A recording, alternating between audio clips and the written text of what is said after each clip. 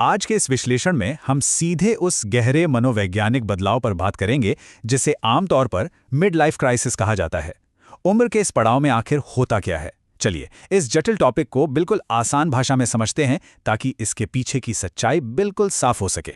शुरुआत एक बेसिक सवाल से करते हैं कि क्या ये मशहूर मिड लाइफ क्राइसिस सिर्फ फिल्मों और पॉप कल्चर की बनाई हुई एक कहावत है या फिर सच में एक वास्तविक मनोवैज्ञानिक स्थिति है? मूवीज में तो हमेशा इसे एक मजाक की तरह दिखाया जाता है, पर क्या सच में इसके अंदर अस्तित्व से जुड़ी कोई गहरी सच्चाई छुपी है? यही वो सवाल है जहां से हमारी आज की ये चर्चा शुरू होती है। इस विश्लेषण में हम मुख्य रूप से इन 5 बिंदुओं पर चर्चा करेंगे। पहला, बियॉन्ड द स्पोर्ट्स कार। दूसरा, the psychology of mid life. तीसरा, अ परफेक्ट साइकोलॉजिकल स्टॉर्म। चौथा, मॉडर्न प्रेशर्स एंड सिम्टम्स। और पांचवा, द आफ्टरनून ऑफ लाइफ। चलिए आगे बढ़ते हैं। तो सबसे पहले आते हैं हमारे पहले भाग पर, जो है बियॉन्ड द स्पोर्ट्स कार। देखिए, साइकोलॉजिस्ट उम्र के इस दौर को, जो आम तौर पर 40 से 55 साल के बीच का होता है, किसी मजाक के रूप में नहीं देखते। ये स्पोर्ट्स कार खरीदने या अचानक कोई अजीब फैसला लेने तक सीमित नहीं है, बल्कि ये हमारे सपनों और सच्चाई के बीच का एक बेहद गहरा टकराव है। ये वो टाइम है जहां भावनात्मक उथल-पुथल, लाइफ को लेकर गंभीर सवाल और सबसे बढ़कर इस बात का एहसास कि हमारा समय सीमित है, बिल्कुल सामने आ खड़ा होता है। इसको ऐसे समझिए, जवानी की हमारी जो अनजान कल्पनाएं होती हैं और जो मिडिल अडल्टहुड की ठोस सच्चाइयां होती हैं, उनके बीच का अंतर कितना बड़ा है। जवानी में लगता है ना कि समय तो असीमित है, हम कुछ भी बन सकते हैं और आगे चलकर मिलने वाली सफलता से हमेशा खुशी ही मिलेगी। लेकिन इस पड़ाव पर आते आते सच्चाई टकराती है कि समय तो लिमिटेड है, उम्र ढलने लगी है और बाहरी सफलता मिलने के बावजूद अंदर एक अजीब सा खालीपन रह सकता है। ये जो टकराव है ना, यही सबसे बड़ा ट्रिगर होता है। अब आते हैं दूसरे भाग पर, the psychology of mid life. ये बात समझना बहुत जरूरी है कि मिड लाइफ क्राइसिस कोई आज का नया ट्रेंड नहीं है। अगर हम हिस्ट्री देखें तो 1965 में एलियट जैक्स ने जब कलाकारों और नेताओं में इस बेचैनी को नोटिस किया, तब उन्होंने पहली बार इस टर्म का इस्तेमाल किया था। उसके बाद एरिक एरिक्सन ने बताया कि कैसे इस उम्र में हम समाज को कुछ देने और अपने अंदर के खालीपन के बीच झूलने लगते हैं।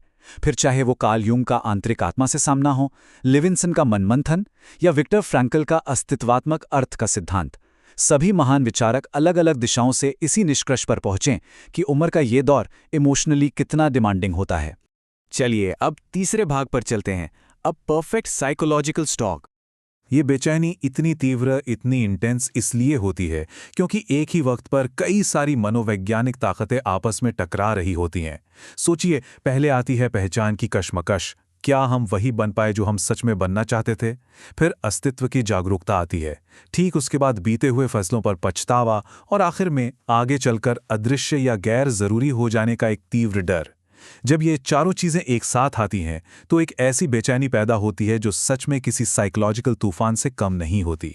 इस तूफान का सबसे बड़ा और मूल कारण क्या है? वो है हमारे सिमटते हुए अवसर और उम्र का ढलना, इन दोनों का आपस में टकराना। ये गहरी जागरूकता कि अब हमारे पास समय सीमित है और बीता हुआ वक्त किसी भी कीमत पर वापस नहीं लाया जा सकता, ये बेचैनी को कई गुना बढ़ा देती है। ये एक ऐसा ठोस सच बन जाता है जिसे चाहकर भी नजरअंदाज नहीं किया जा सकता।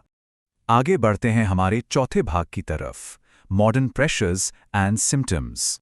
अगर ये स्वाभाविक और नेचुरल बदलाव काफी नहीं थे, तो आज की हमारी मॉडर्न दुनिया खुद एक बहुत बड़ा ट्रिगर बन चुकी है। लगातार सोशल मीडिया पर दूसरों से अपनी लाइफ की तुलना करना, सालों से चल रही करियर की थकान और ऊपर से आर्थिक दबाव, इसके साथ ही अकेलेपन की बढ़ती समस्या और हमारी ये उपभोक्तावादी संस्कृति जो सिर्फ जवानी को ही वैल्यू देती है, ये सारी मॉडर्न बातें मिड लाइफ के इस अनुभव में स्ट्रेस का एक बेहद भारी और थका देने वाला बोझ जोड़ देती हैं। और यहीं पर एक और बहुत बड़ा पहलू सामने आता है जिसे सैंडविच जनरेशन स्ट्रेस कहा जाता है। ये कॉन्सेप्ट इस बात को उजागर करता है कि इन सालों में एडल्ट्स पर कई पीढ़ियों का कितना भारी दबाव होता है। एक तरफ तो बड़े हो रहे बच्चों की पढ़ाई और उनकी इमोशनल ज़रूरतें पूरी करनी होती हैं, और ठीक उसी समय अपने बूढ़े हो रहे माँ बाप की देखभाल भी करनी होती है। सच कहूँ तो इंसान दो अलग अलग पीढ़ियों की जिम्मेदारियों के बीच लिटरली एक सैंडविच की तरह पिस जाता है। अलग अलग जेंडर में ये मिड लाइफ क्राइसिस किस तरह अलग रूप लेता है, ये बात सच में दिलचस्प है। पुरुष अक्सर सफलता, स्टेटस और उम्र ढलने को लेकर दबाव महसूस करते हैं और अपने इस डर को छिपाने के लिए या तो वो जोखिम भरे काम करने लगते हैं या फिर लोगों से बिल्कुल अलग थलग पड़ जाते हैं। वहीं दूसरी तरफ महिलाओं में ये देखभाल की थकान, पहचान के बदलाव और इमोशनल ओवरलोड के रूप में दिखता है, जो अक्सर उनके अंदर गहरी बेचैनी या उदासी पैदा करता है। ये अंतर इस पूरे विषय को एक नई गहराई देता है। अब हम आते हैं अपने 5वें और आखिरी भाग पर, द आफ्टरनून ऑफ लाइफ। खुशकिस्मती से उम्र के इस पड़ाव को हमेशा एक संकट या क्राइसिस बने रहने की जरूरत नहीं है।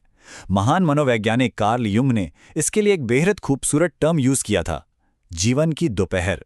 उनका मानना था कि जीवन के इस दूसरे हिस्से में हमें सिर्फ बाहरी दुनिया से वैलिडेशन लेने के बजाय अपने असली रूप को खोजने के लिए अपने भीतर झांकने की जरूरत होती है। यह विचार वाकई एक उम्मीद जगाता है और देखने का एक नया दृष्टिकोण देता है। तो अचानक भागने या इम्पल्सिव डिसीजंस लेने के बजाय हम इस उथल-पुथल को कैसे संभालें? नए सिरे से आहिस्ता आहिस्ता अपने जीवन का एक उद्देश्य बनाना, अपनों के साथ भावनात्मक संचार को बेहतर करना, दूसरों से अपनी तुलना करना कम करना और मनोवैज्ञानिक रूप से फ्लेक्सिबल बनना।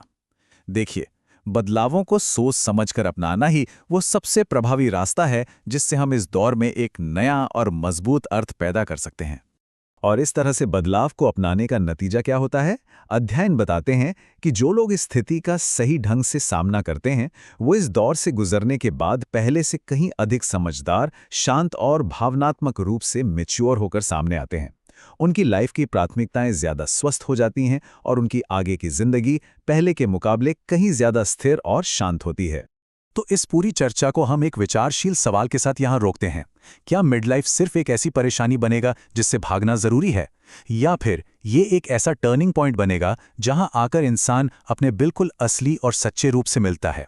अगर हम इस मनोवैज्ञानिक सच्चाई को अपना लें तो सच में जीवन का दूसरा हिस्सा पहले से कहीं ज्यादा सार्थक बनाया जा सकता है।